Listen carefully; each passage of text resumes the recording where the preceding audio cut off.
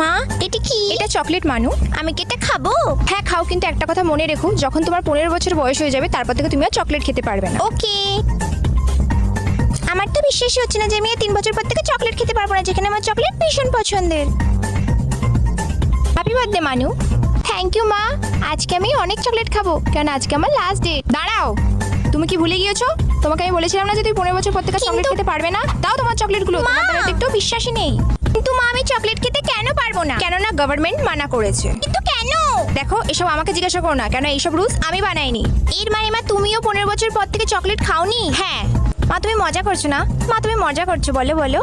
না, আমি জানি মা আমাকে মিথ্যে কথা বলছে যাতে না আমার দাঁত খারাপ হয়ে যায়। আর এমনিতেও যদি মা সত্যি কথা বলেও থাকে, তাহলে কি গভর্নমেন্ট থোড়ি জানতে পারছে আমি তোমার ঘরের মধ্যে চকলেট খাচ্ছি?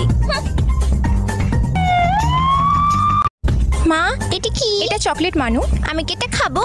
হ্যাঁ খাও, কিন্তু একটা কথা মনে